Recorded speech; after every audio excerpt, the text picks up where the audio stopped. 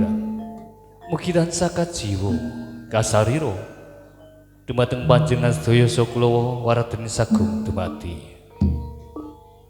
nuwun dumateng para alim ulama ingkang hanggung kula dherekaken sagung fatwanipun para sepuh pini sepuh ingkang dahat pinudi-pundi nunjih ingkang mulya panjenenganipun Bapak Avandi Ibu Patni minangka ingkang hamengkukati boten kadalumpen dumateng para kadang tresna beliau saking keluarga sandiwara barengan Wahyu Macan Jaya ingkang mijil saking tlatah dusun Melati Lor Kecamatan Kota Kabupaten Kudus kang dipun pangersani panjenenganipun Bapak Rizky Wisanggeni ugi para lenggah kakung Sumawana putri ingkang pantas nampi pakurmatan. Alhamdulillah ing titiari kalenggan pargian saged nyawiji mangayu bagya wontenipun adicara tasakuran walimatul arus putri saking panjenengan hamengkugati nunjih Nimas Ayu Reni Widi Astuti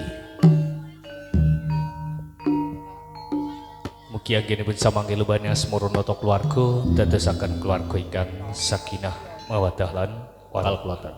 Nuwun para rawuh kalenggan pargian dereng saged jumenengipun Raden Tembung wonten ing papan pahargyan.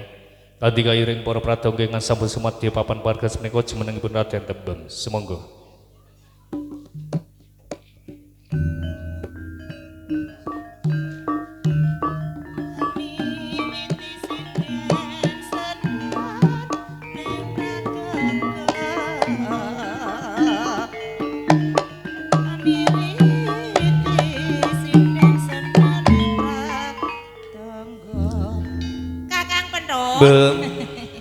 Iki awake dhewe kudune ya bersyukur. Syukur alhamdulillah. Kejaba aku karo panjenengan bersyukur, ya aku karo panjenengan sak rombongan Wahyu Macan Jaya. Kasunyatan. Nyuwun pangapunten. Nah, mbok menawa kaki danyang nini danyang sing bau reksa dusun Getas Rabi Kidul kene menawa ana kaluputane. Nah, sing kagungan kersa saha paguyuban kesenian Wahyu Macan Jaya anggenipun makarya wonten ing siang punika nggih mugi pinaringan pangapunten ingkang kaki danyang nini danyang uga Ibu Bumi Bawa Angkasa ing sonten menika nggih boten katalumpen bilih sadaya kemawon atur pakurmatan wonten kirang langgungipun anggenipun ngaturi napa para leluhur wonten ing inggih menika tlatah Getas Rabi Kidul kula sakadang nyuwun gunging samudra pangaksama hamun tansah nyuwun jinanggung keselamatan dening Gusti Kang Maha Kuwasa kaijabah ingkang dados sedya. Ya muga-muga anggone nyambut gawe lancar kaya mangkono paripurnane acara pangruatan ing siang menika. Kasunyatan. Kakang Pendhot? Mbem. Beneh sing dirembuk ya toh. Ana ing pepungkuran mau aku ki keprungu panjenengan ki rasan-rasan, ya toh. Kamangka anggone nyambut gawe panjenengan ki paribasan ya ora nganti metu kringete. Ning beda karo padatan, sampean kok rasan-rasan nek ora cecaketan karo bojone kok sajak ora lega ing penggalih. Mesti ana parigawe sing bakal panjenengan ngendikake ya ta? Wis dadi kasunyatan iki dina krasa jroning atimu. Yen to ana tetembungan garwa kae sigaraning nyawa, ora katon sakedheping netra gawe kangening sakjroning dada. Ning kasunyatan iki dina tak candhek anggonku duwe kapang marang sliramu, awit iki dina ana ukara wigati bakal tak aturake marang sliramu. Kakang Pendhot. Mbok. Mbok menawa ancen ana parigawe sing bakal panjenengan ngendikake, wektu dina iki panjenengan blaka suta. Mbok menawa aku bisa ngewang-ewangi ribet sing ana jero batin panjenengan, Kakang. Wis dadi kasunyatan sekawit babat talason ing tanah Pluh Jawa kae, aku paring sesanti marang kadang gesang ning tanah Jawa. Yen to aku kuwawa bakal paring pitulungan marang kadang gesang ning tanah Jawa. Ya kasunyatan iki dina, aku pikantuk nawala tiban kang teges cecala, awak dhewe mratitesake pangadeg adicara pangruwatan netepi adating tanah Jawa. Amangka Ya. Ana tetembungan kae yen to sapa sinampiran jejiban pangadeg adicara pangruwatan kudu piyai kang sepuh, ora mung sepuh yuswane, uga sepuh babakan kawruhe. Tetembungan kaya mangkono sajak iki dina bakal tak aturake maneh. Merga jenenge sisian kae bisa kanggo mbat-batan catur anggonku nampa jejiban. Liramu nyarujuki awak dhewe iki dina ganti jejuluk Kaki Legaya talah ini Legaya.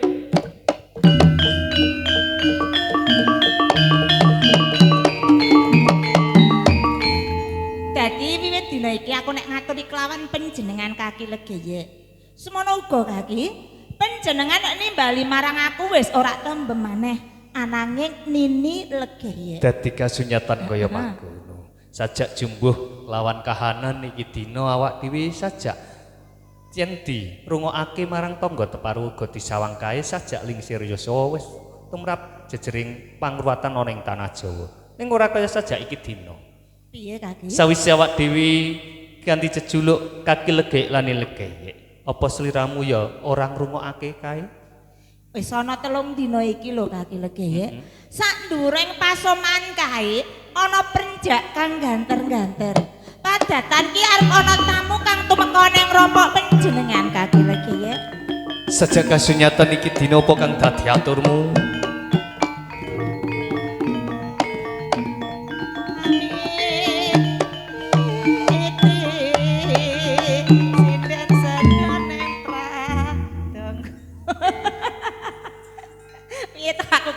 Karo kono.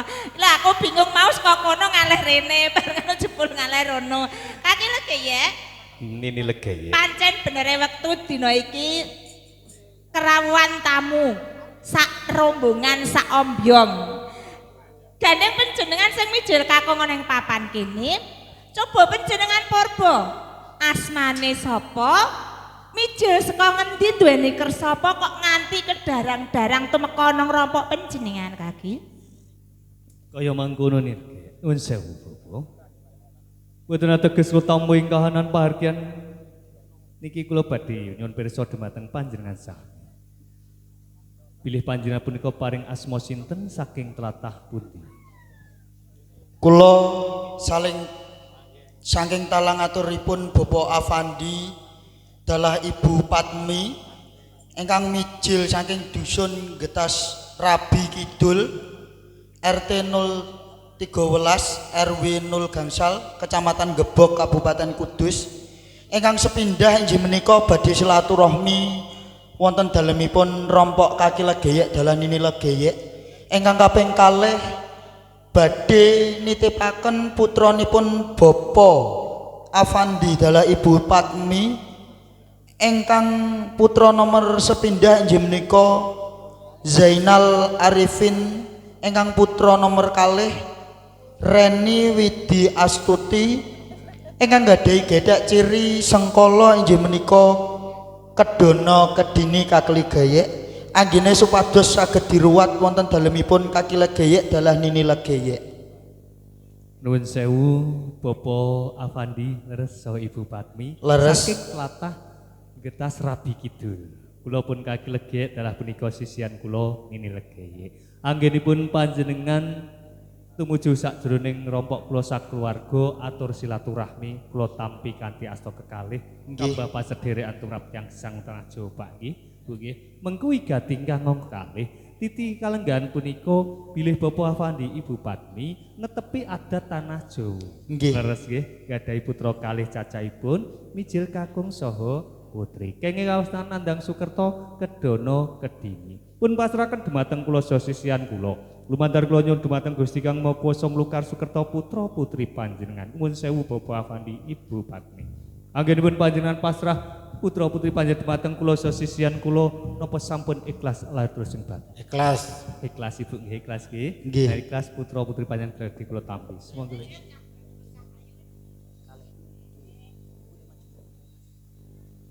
Bapak Afandi Ibu Padmi. Nggih. Panjenengan ampun alit ing galih. Pilih putra putri panjenengan badhe kula rengkuh kadya anak kula piyambak kaporo samangke dadosaken putra ingkang soleh putri ingkang solihah. Nggih. Titiari kalenggan punika ugi kalukar sedaya sukertonipun dadosaken putra putri ingkang suci boten gadah sukerta punapa-punapa. Amin. Pinaringan panjang umur pantakwa dening Gusti Kang Maha Kuwasa. Amin. Nuwun sewu Bapak Tuwin Ibu. Sasampunipun panjenengan pasrah putra putri panjenengan dumateng kula sesian kula. Tasih wonten wigati ingkang dereng kawedhar napa cekap dados wigati panjenengan. Sampun cekap kaki legeye. Sajak panjenengan wonten pidalem tasih kathah pakaryan gati-gati badhe kondur kula tansah sugeng nderekaken rahayune rikara. Wassalamualaikum Waalaikumsalam warahmatullahi wabarakatuh.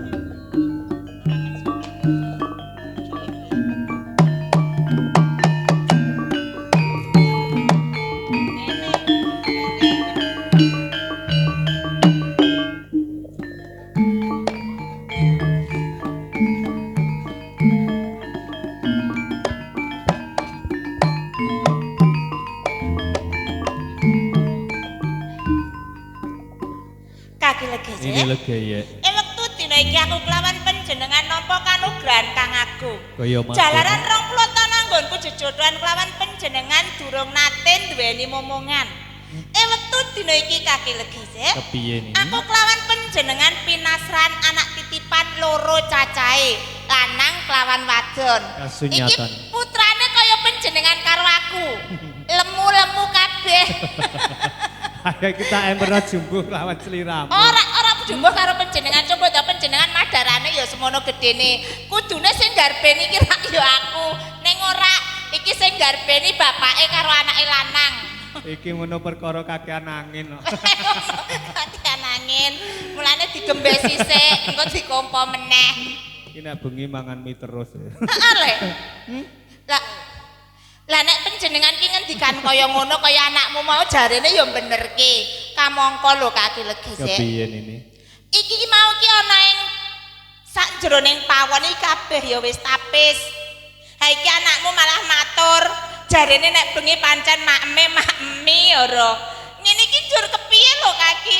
Ning ya ora kaya mangkono. Lah piye? Awak dhewe iki ya mangerteni tanggaping sasmita.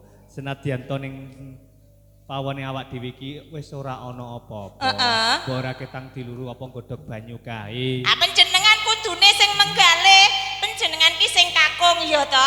Nek perkara godhog banyu rasah panjenengan perintah aku wis iso nek mau trimo godhog banyu. Ah nek sing diolah kuwi lho kaki. Aku isih eling. Piye? Ento ing pategalan kae jono telorong wit. Heeh. Batal tak jabut.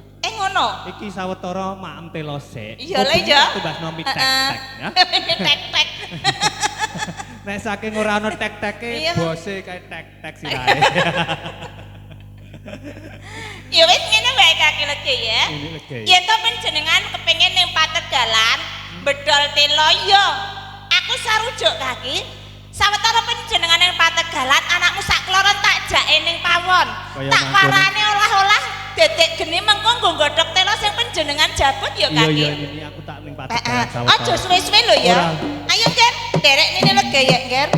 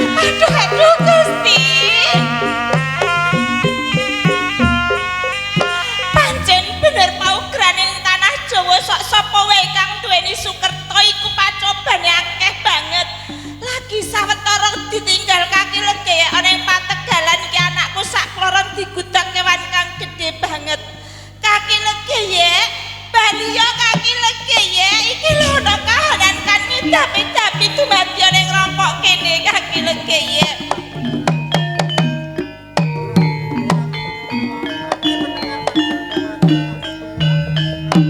Ini lega. Kaki legi ya. Tak rungokake saka pamungkuran kae lho. Anggonku njupuk tela wae durung kelakon. Sliramu kok tansah gembar-gembor ngono jancane ana apa? Kaki legi ya. Pancen bener pangandikane wong asepo ing tlatah tanah Jawa rikala semana. Sok sapa wae kang sinampiran jejiban ruatan kuwi mesti abot sanggane.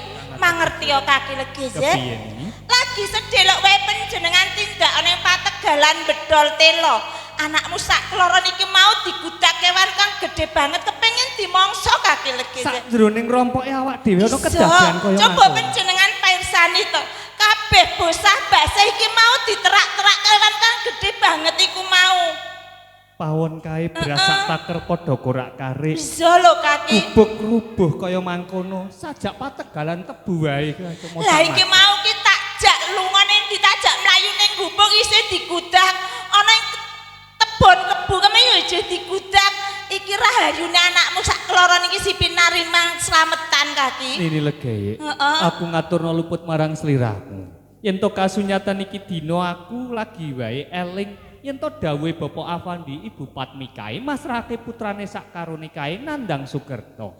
Hancur iki kudu kepiye kaki nek kahanan kaya mengkene. Mula saka iku iki dina aku kasunyatan aku mundhut wujuding janur.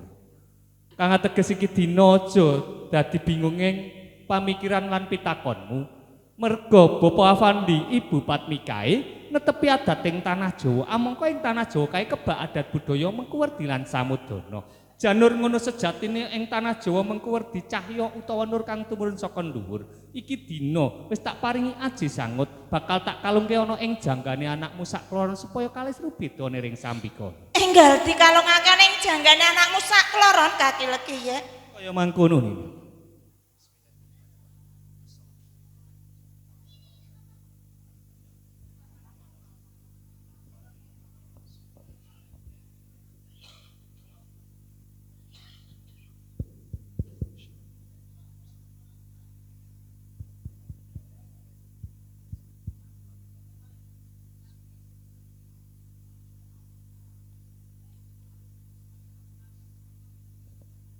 Kaki legi ya. Ini legaye.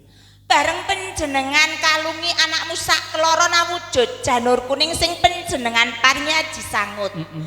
Pasoryane anakmu sing lanang sing sekawit pancen wis bagus iki tambah cemlorot baguse. Semono uga kaki.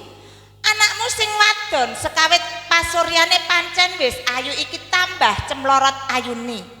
Sing dadi gumuning sakjroning batinku kaki. Kepiye iki? Kaya-kaya aku ngerteni cahya kang tumurun ana ing jiwa ragane anakmu sak kloron. Apa pancen bener pandelenganku to kaki legi sik?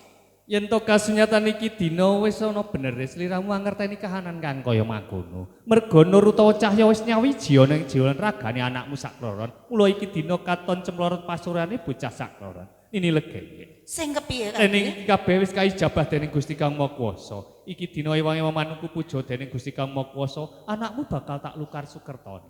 Kaya ngono kaki legi sik. Bismillahirrahmanirrahim. Kenang Yainal Arifin. Kenang Slagur.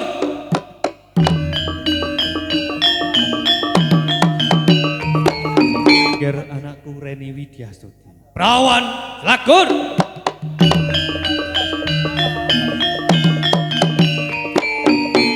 Jadi apa kang dadi panjalukmu pancara wang njaluk tulung tangga teparo ning mangerti ya. Yen to kenang Jlagur, prawan Jlagur kae duwe kadang tuwa papat cacahé kang rawujud. Bakal tak wujudake nang pangarepan kanggo kanca ruwang slira uga jaga keselamatan kadange anom sak kloro. Bismillahirrahmanirrahim.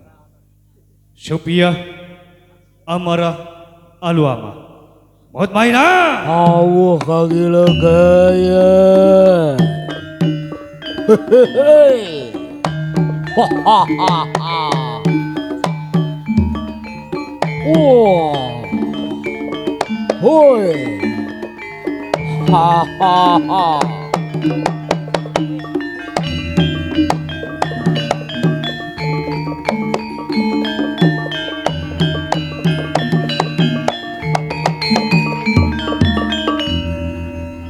sepiah amarah alu amalan kowe mut main. Tahu kagila Yen tos gaya. kawit ki badan lu tak cipta dadi badan kasar. Leres. Mergo iki dina aku njaluk guna sabyan nuki kabeh tak kon jaga katangmu anom sakron uga dadi kanca wene ki pesaku ngir. Cakuh kagila Saku gaya. jaga aja nganti lirwa sak kedheping netra. Nini lege. Sing Lah kepiye wong Kaki? nanggonku pati pangupaja kanggo tukuaning keluarga. Keselamatan tak sampirno pundakmu ning aku meling marang sliramu. Sing kepiye Kaki? Sak budalku ning kutha raja yen to sakjroning rompok sewaya-wayana bebaya sliramu ra bisa mentasi. Ngedruk lemah kaping telundang jenengku krasa jroning ati bali tumuju sakjroning rompok nini legeye. Kaki legi sik. Donga panjenengan sing tak antu-antu. Muga-muga wae pancen ora ana rubeda kang tumuju ning rompok kene. Sewang-sewangan Kaki legi ya. Aja suwe-suwe anggon panjenengan ninggal pasuman kene Kaki. Aku njaluk pamit andum slamet. Ayo Salim ya, dah. ayo. Ayo dah, ayo dah. Ayo ya, derek nini legi sawetara ya.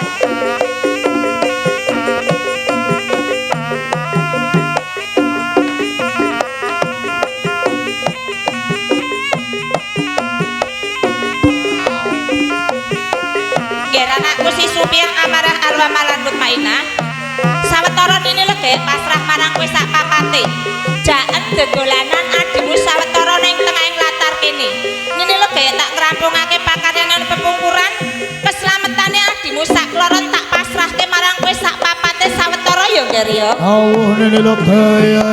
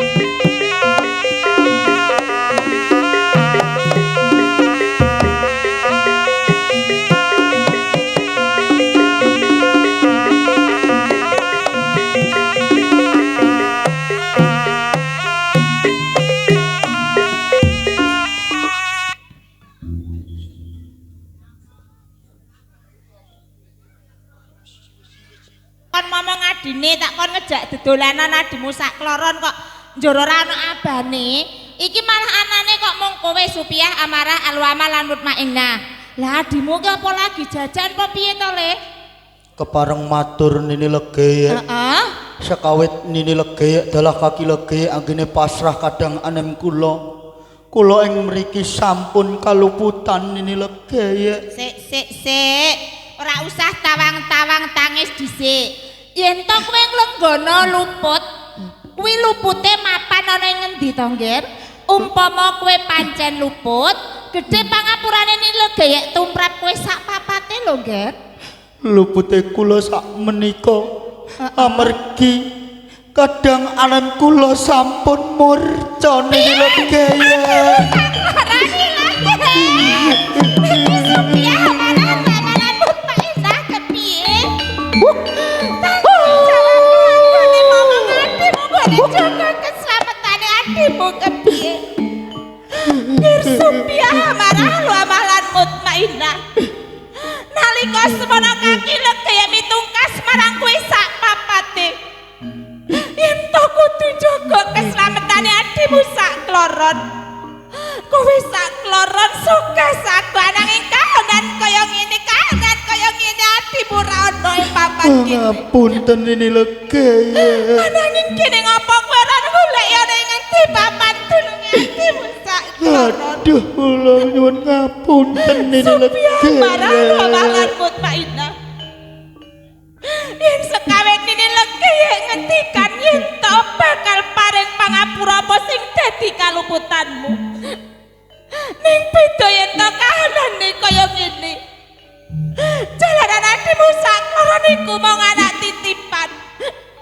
Gedhe tanggung jawab Nini Legeye kelawan bapakmu kok kowe sak papate marang adimu sak kloron. Nini Legeye nate titip meling kelawan aku. Pancen kudane yen to duwe anak kang duweni sukerta abot banget. Mula kaki Legeye nate ngendika apa ana rupi tukang tumuju ning rampok kene. Yen to aku kelawan kowe sak papate ra kuwowo. Supaya nek sajroning batin kaki Legeye krasa kahanan kang kejanjian ning papan kene. Aku kudu ngejruk suku kaping 3. Leres Nini Legeye. Wektu dina iki aku butuh sabiantune kaki Legeye. Bali ana ing papan kene wong-wong ana kudu golek anakmu. Anakku bocah bagus, anakku bocah ayu. Nadyan tanah ngendi papan dunung Nini Legeye tansah ndedonga marang Kang Kuwasa. Nini Legeye. Kaki Legeye. Yen to kasunyatan iki dina budal ning kutha raja wis sak mestine ngupadi pangupa jiwa. Durung wae entuk pakaryan kang gumathok. Ning iki dina aku nyawang pedhot liman sak dhuwuring rompoke awak dhewe. Nyandung ngripet anggonku bali kasunyatan mangerteni kadang tuwa papat cacahe kaya mangkene. Aku ra ngira babar pisan yen to nemai keadaan kang kaya ngene. Kebangetan banget aku urip ana ing jagat raya iki Kaki Legeye. Ini Legeye. Matur kang terwaca candhek anggonmu tangis supaya iki dina aku mangerteni apa kang dadi kedhaku. Kaki Legeye. Ini Legeye. 20 tahun lawas inggonku jejodohan kelawan panjenengan. Kaya mangko. Aku ora bisa ngaturi panjenengan momongan. Aku ora bisa dadi bojo kang sampurna kanggo panjenengan. Ing wektu dina iki aku pinaringan anak titipan. Kasunyatan. Kene apa wala-wali aku kudu nampa pacoban kang kaya ngene. Kene ngapa aku ora bisa dadi wong tuwa kang becik kanggo anakmu sak keluarga. Aturmu kaya mangkono tambah gawe bingung ing pamikiranku. Walaka wae. Ana kedadian apa niki? Kaki Legeye. Iya. Mangertenono Kaki Legeye. Waktu dina iki anakmu sak keluarga si Babakan anakku bocah kenang. kedono kedine. Selagur prawan selagur kae. Waktu dina iki anakmu sak keluarga. Anakku aneh.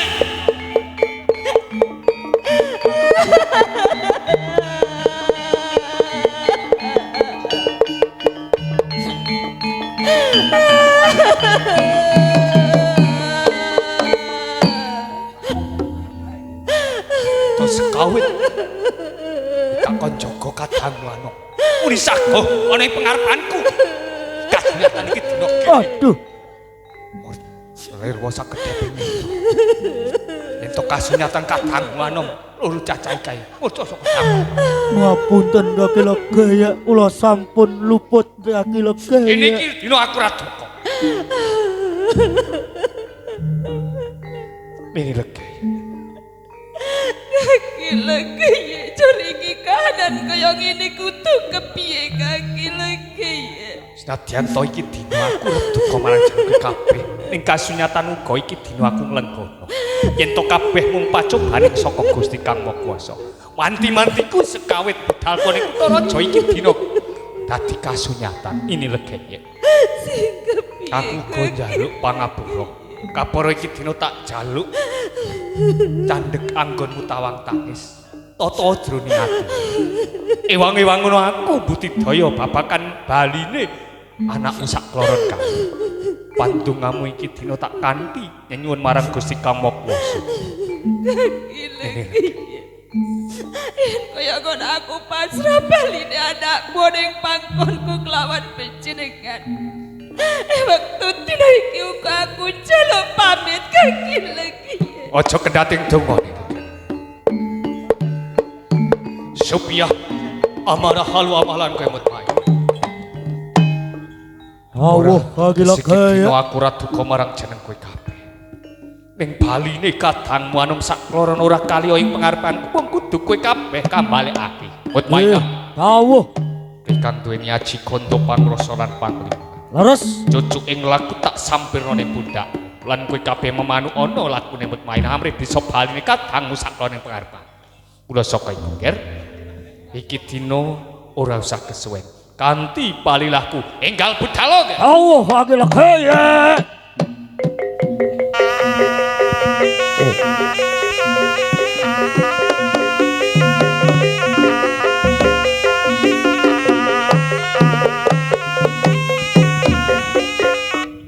Oh lah dalah.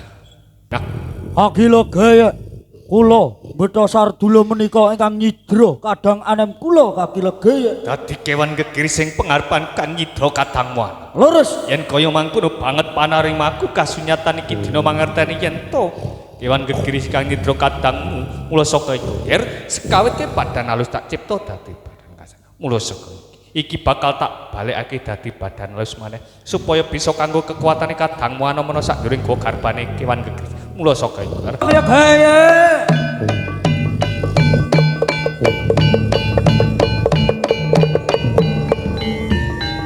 Mandeg-mandeg satriya-satriya teja laksana tejane wong aran katon gemlundung kok krigel malang-malang lir kadiyana. Rosat-rosat tengahing marga catur tengahing prapatan. Yen to iki dina kewan gegiri sing pengarepanku bisa tata jalma. Sapa kang dadi dasanama? Yer.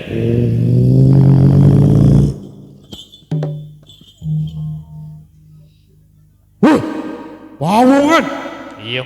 tambuh marang aku. Tanah Pulau Jawa iki ora ana loro, uga ora ana telu. Ya mung sawiji aku sing kena darani Sri Bathara Kala Gelap Sayuta. Bali saka diwong gedhe dhuwur lan saka ngendi papan padununganmu. Sri Bathara Kala Gelap Sayuta. Yen to jeneng sira kepengin mangerteni sapa kang kumawani ngadeg pengarepan. Ora kaliya sepune tanah Plujaya Kaki Legek kang dadi peparap. Welah dalah Kaki Legaya. Ana parat Ngiras pantes kebeneran aku bisa adu arep karo kowe. Yo ning ing papan kene aku kepengenake janji marang kowe. Nalika sejarah ana ing tanah Pulau Jawa jadang pangane Sri Bathara Kala Gelap Sayuta. Kaki Legaya. ana parat. Aning yo gene. Iki dina aku wani mlebu ana ing desa Getas Rabi Kidul kene. Ana pawongan sing jenenge Bapak Afadi Dala Ibu Patmi kae. Bapak Afadi kae Dala Ibu Patmi kae anduweni anak loro. Lanang karo wadon. Sing diparingi asma Anang Jainal Arifin Dalah Genduk Reni Widyastuti. Bocah kaloron kae anduweni sengkala sing kena darani bocah kedono kedini. Aneng yo kene sakwise tak tadah kala mangsa. Ora gawe tentrem ayeme sak jroning guwa garbang. Kapara gawe sangsarane sak jroning guwa garbang. Rasane panas, pedes preh-preh sebabe kaki legi. Sri Bathara Kala Gelap Sayu. Dadi terdahno sakduring rompok ora kali omong pokal gawemu anggone tepi cadhang pangan sing bapa adem kang nandang Sukerta kasunyatan mangerteni yen to bapa Avandi Bupati Kai duwe anak nandang Sukerta kedono kedini. Nek goglok wis dadi jamak lumrahe. Ing kasunyatan iki dina Sri Bathara Kala Gelap Sayu tapa lalina kleka babat alasoning tanah Plu Jawa Kai. Entuk anggonmu goglok apa kang dadi jadhang pangan sing bapa adem kang nandang Sukerta nanging yen to ora karuwat sengkalane. Tambel sanah yen lali-lali ora karuan sesalane. Yen to kasunyatan iki dina Sri Bathara Kala Gelap Sayu mangerteni bocah kai wis kinalungan janur kuning ana jangkane. Kapara tak paring nyaji sangut kang kai jabah dening Gusti Kang Maha Kuwasa. Kang ateges bocah kai wis kalukar Sukertane dadi bocah kang suci ora ndek sengkala apa-apa. Nek goglok nek mangsa ora gawe ademe sakduring waduk. Kasunyatan gawe sengsarane sakduring gua karpa. Sri Bathara Kala Gelap Sayu. Ening mangerteni kahanan kang kaya mangkono tak jaluk kanthi harus. Iki dina aku njaluk baline bocah sak kloren tanpa gethek Sri sawiji. Yen to iki dina Sri Bathara Kala Gelap Sayu bukti mesti wae bakal tak sembadang.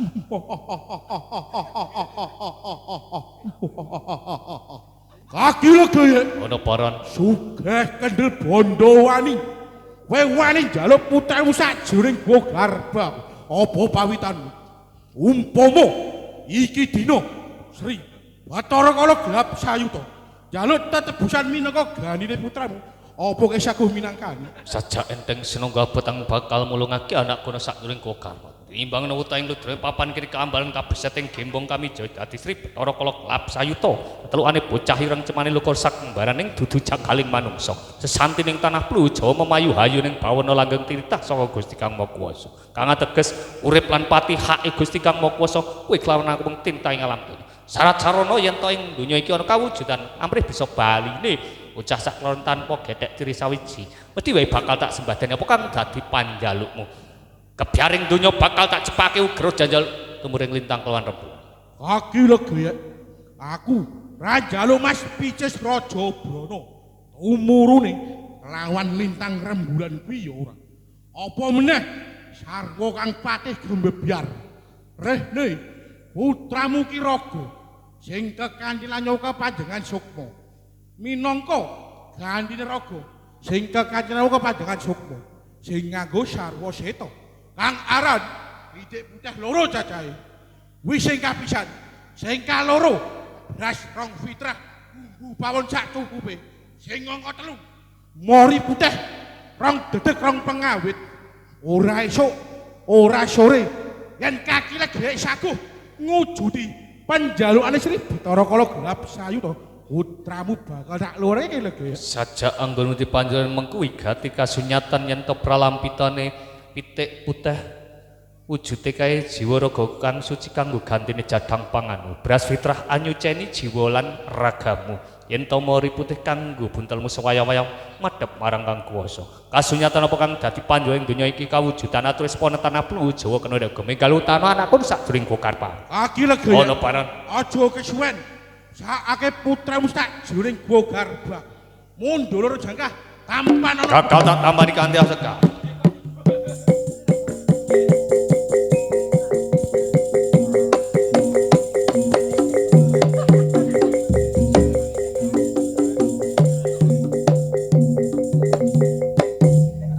Ini legi enggal tumuruna saka sanggar pamujan ya kanthi pandonga kang kaijabadane Gusti Kang Maha Kuwasa aku bali kelawan anakmu sak kloron yaiku Kenang Jlegur Prawan Jlegur.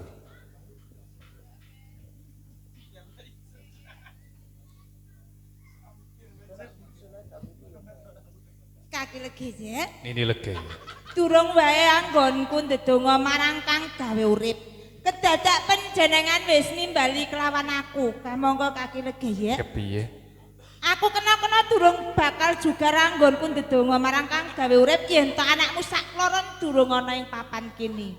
ini legi Heeh. Pandungamu iki dina wis kaijabah dening Gusti Kang Maha Kuwasa. Tegese? Mula aku jugarke anggonmu nyenyuwun marang Gusti Kang Maha. Kang ateges aku bali kelawan anakmu sak kloron. Anakku bali. Kaya wingi. Papan ngendi saiki kaki? Mula saka iku sawangan terwaca ing netramu sapa ing pamburiku iki. Iki anakku kira anakku sak kloron rene coba Ken. Rene kene lho kene madepe rono nah. Ben ketoke lho disoting. Aduh kaki legi ya. Ini lege. Bunga rasane ngatiku. Yen to kahanan kaya ngene aku kelawan panjenengan ora bakal napa pidana saka wong atuwane. Ananging kaki legi ya. Kepiye? Aku njaluk tulung kelawan panjenengan. Gandeng kahanan iki yo ngisini-sini yen to nganti tangga teparo mangerteni. Apa meneh kok wong atuwane. Mula kaki paribasan damar mancung cinupet. Cukup aku kelawan panjenengan sing mangerteni kahanan iki. Wis yo, dadi Kaki. sak mestine lelakon iki mung kanggo wadine awak dhewe wae. Wong tuwane sakrono aja nganti mangerteni. Heeh. Nini lege. Sing kepiye kaki? Bener wis terwaca iki dina anakmu sak kloron bali kaya ini bungah sak jroning atimu. Iso kaki. Ning iki dina apa ngrakae lho, sing tak rungokake tansah prenjak ganter-ganter. Lah saka kaduan kok damyak saja arep ana tamu lho kaki. Kene ngger kene ngger. Ora samar gawe entuk kasunyatan iki Ngger. dina tak sawang gawe saka kaduan. Bapak Afandi, Ibu Patmi tumuju sadurunging rompok ya awak dhewe.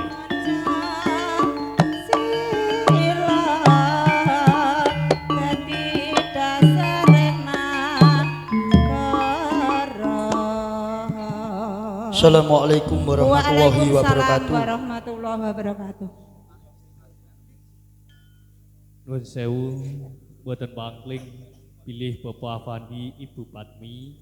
Anggenipun panjenengan tumuju sadurunge rompok kula damel kaget ing manah kula Bapak. Panjenengan beto kados mekaten janjane mengko wigatipun napa punika? Kula saking talang aturipun Bapak Afandi dala Ibu Patmi ingkang sepindah inggih menika badhe silaturahmi wonten dalemipun rompok Katlegeyek dalah Nini Legeyek. Ingkang kaping kalih badhe maringi bebungah utawi tetebusan. Anggene nyuwun konduripun putranipun Bapak Afandi dala Ibu Patmi ingkang keparingan asma Zainal Arifin dalah Reni Widi Astuti supados enjing-enjing saged dinikahaken kaki Legeyek. Dados menika sedayane kemawon minangka sedekah panjenengan Bapak Afandi Ibu Patmi tumrap kula saha sisihan kula. Leres. Sampun ikhlas Bapak? Ikhlas. Ibu nggih ikhlas. Badhe kula tampi mugi dadosaken berkah lumeberipun rezeki panjenengan sak keluarga. Amin. Coba kae tampan ora.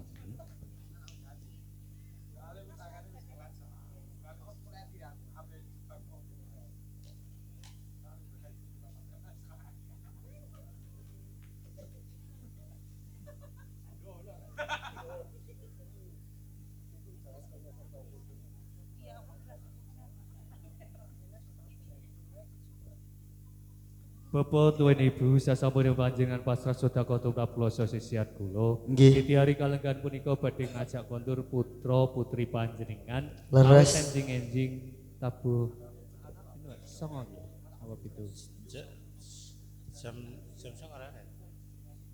Songo enjing badhe kalaman abdu nikah. Leres kaki Legeyek. Reni Widyastuti nggih. Nggih. Mugi tansah anggenipun samangke nglampahi abdu nikah lumampah rahayune Ringkara. Kajaba ingkang dados sedya anggenipun lomba ing asmara nata keluarga dadosaken keluarga ingkang samawa. Amin. Sewu Bapak. Ing mriku badhe nitipaken wujudipun janur dumateng panjenengan saha.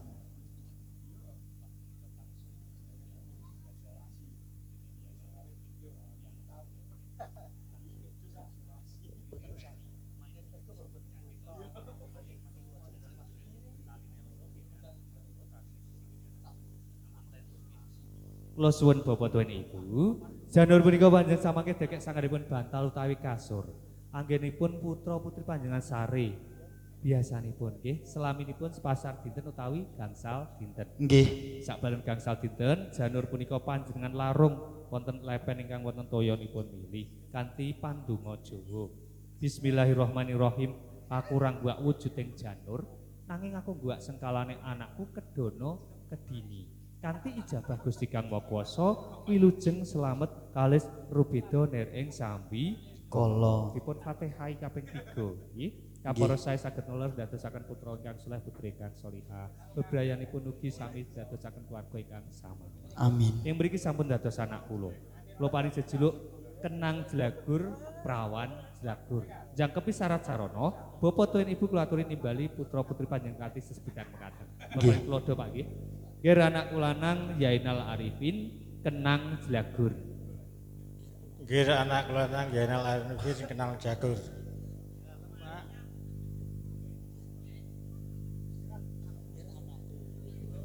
Nggih anak wedok Reni Widya Stuti Perawat Jagur. Ayo tak jak boleh, Duk. Nggih, Pak. Nang Jainal Arifin. Kenang Jlagur. Ayo tak jak mulai. Nggih anak wedok Reni Widya Stuti Perawat Jlagur. Ayo jak mulai. Nggih, Bu. Alhamdulillah. Alhamdulillah sampun menawi dados wigati panjenengan tetapi adat tanah Jawa nglukar Sukerta putra putri panjenengan semoga adicara dipun pungkasi kanthi barokah Fatihah. Mugi sedaya wigati kaijabah keluarga panjenengan tansah pinayungan keselamatan Amin. dening Maha Kuwasa. Minal hajati bil barokatihil Fatihah. Auzubillah.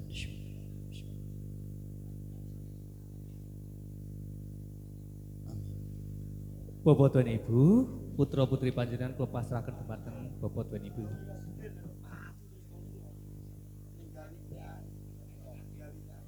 Mohon pangestunipun Bapak Damel simat paripih dayana nekasan dosa. Bapak Afandi Ibu Patmi sak keluarga. Nggih. Punaning pahargyan kula tansah sugeng nderekaken kondur tumuju dalem sawang-sawang rahayu nirwikara. Wassalamualaikum. Waalaikumsalam warahmatullahi wabarakatuh.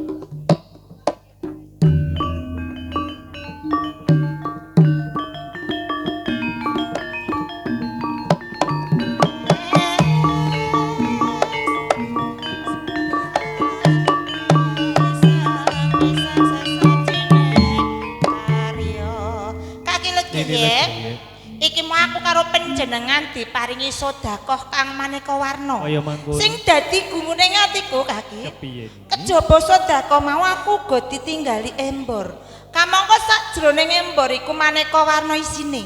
Coba umpama panjenengan mangerteni panjenengan wedharake siji mboko siji kaki. Wis dadi sak mestine merga Bapak Afandi Ibu Patmi sakeluarga kae netepi adat ing tanah Pluo Jawa. Ana unen-unen yen to ing tanah Pluo Jawa kebak adat budaya mengkuwer dilan samudana. Yen to wong Jawa aja lali jawane. Embor awak diwajib gemborake utawa ngandhakake marang tangga teparo ana ing tlatah Getas Rabi Kidul yen to Bapak Afandi Ibu Patmi Lukar Sukerta putra kelawan putrine. Yen to ana beras kuning wiwit suwe Bapak Afandi Ibu Patmi ngeneng-ngenengake pikir sok kapan aku bisa ngruwat sengkalane anakku iki dina kasembadan. Yen to ana kembang setaman mujuti Bapak Afandi Ibu Patmi kae ora lali marang kadang tuwa papat cacahe ka para nabi, para rasul, para wali liwah tanah Mekah Madinah tanah Pluo Jawa bil khusus kaki danyang idanya sahibul wilayah wonten ing tlatah Getas Rabi Kidul lumeber ahli kubur jaler lan estri. Yen to wajib kae wis dadi kewajibane wong tuwa ora mung nglairake maringi jeneng ngitanake nikahake uga ngruwat sengkalane iki kewajiban. Yen to ana godhong alang-alang apa-apa lan godhong kluweh mengko werdi Bapak Afandi Ibu Patmi kae wiwit awal duwe hajat lan akhire duwe gawe tansah nyuwun dumateng Gusti Kang Maha Kuwasa supaya ora ana alangan apa-apa kalis rubeda nir ing sambikala sak bakdane duwe gawe to hajat kae kaluwehake kajembarake rezekine kasasmitaning godhong kluweh kang ateges luweh lebeh sembarangane. Upat luar mujuti adicara pangruwatan kedono kedini iki dina wis kalukar dening Gusti Kang Maha Kuwasa. Sineksen para malaikat taala, para nabi, para rasul, para wali wa tanah Mekah Madinah tanah Pluo Jawa bil khusus hakid danyang-danyang sahibul wilayah wonten ing latah inggih menika Getas Rabi Kidul. Ugi dipun hangesteni para pamirsa kakung Semawana Putri tinambi ing dinten inggih menika Selasa Legi malam Rebo wae. Anti piwaosan Allahumma sholli ala Sayyidina Muhammad. Allahumma sholli ala Sayyidina Muhammad. Luar saka sana subhanahu wa ta'ala. Allahu Akbar.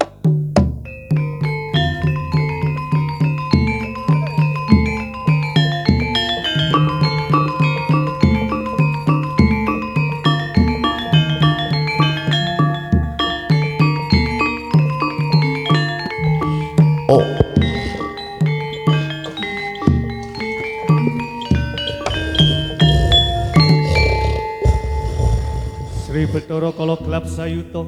Ora teges aku ngrewa kepokang dadi panjang kasunyatan bakal tak wujud apa kang dadi panjang. Ning iki dina aku njaluk sabian tuwa sagu. Saku kakile Kaya gaya. mangkono rina lan mengi Sri Bathara Kala gelap saya takon jaga keselamatane daleme Bapak Awandi Ibu Patmi. Yen to nganti bebaya kang bakal tridu saka lor. Tak balike ngalor. Bebaya kuwi saka wetan. Tak balike ngetan. Kang tridu saka kidul. Tak balike nyidul. Pisan maneh saka kulon. Tak balike ngulon. Petus adeng-adeng Sri Bathara Kala gelap sayuta jaga keselamatane daleme Bapak Awandi Ibu Patmi rina lan yen to kasunyatan ngisor lan tansah pinayon slametan dening Gusti Kang Maha Kuwasa.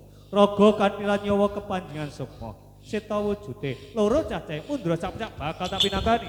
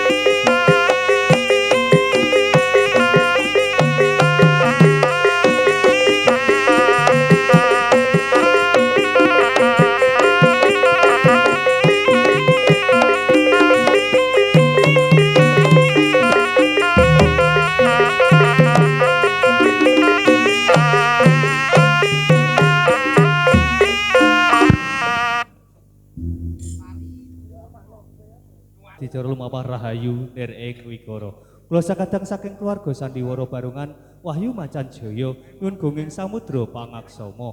Tata wicara, tata raga, tata busana kirang resepaken penggalih panjenengan sami kula nyuwun gunging samudra pangaksama.